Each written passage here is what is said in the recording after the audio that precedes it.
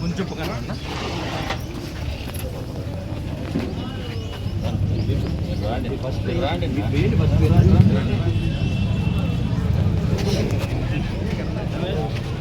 రాన్నా వరమన్న ఇట్రా నా వరమన్న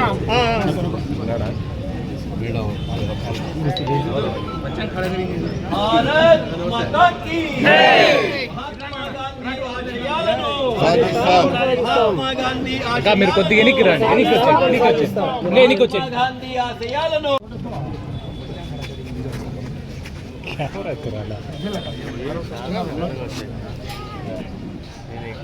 బౌద్ధుని నువ్వు ఎనికి రా బౌద్ధుని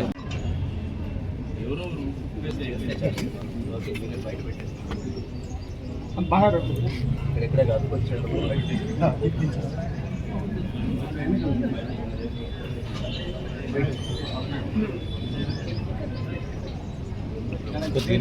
ఫ్రెండ్కి వచ్చేస్తారు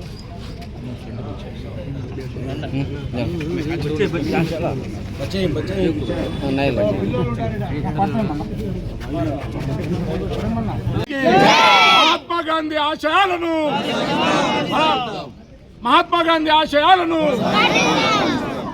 ఈరోజు కదిరి పట్టణంలో గాంధీ పార్క్ నందు మన జాతిపిత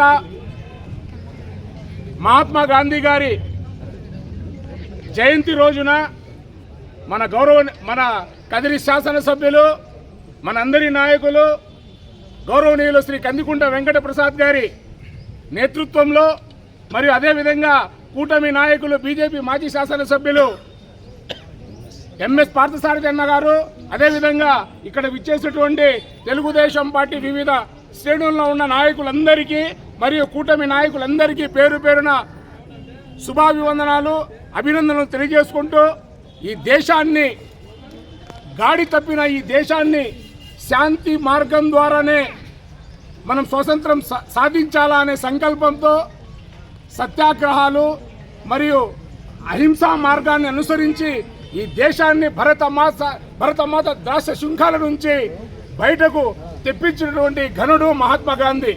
ఏ రోజైతే మహిళ అర్ధరాత్రి ఒంటరిగా నడి రోడ్డులో తిరుగుతుందో అదే రోజు మా భారతదేశానికి నిజమైన స్వాతంత్రం అని చెప్పిన బాపూజీ కలలను మనమందరం సాకారం చేయాలా. అదే విధంగా మనకు ఒక పెద్ద అదృష్టం ఏమంటే ఒక కదిరి నియోజకవర్గానికి ఒక దార్శనికుడు ఎమ్మెల్యే కావడం మనందరికీ శుభసూచకం అని చెప్పి ఈ సందర్భంగా నేను తెలియజేసుకుంటున్నా. ఆయన అడుగు జాడల్లో మనమందరం నడుద్దాం. మనమందరం మహాత్మా గాంధీ గారు చూపిన బాటలో ఆయన చెప్పిన ఆశయాలను కొనసాగిద్దాం.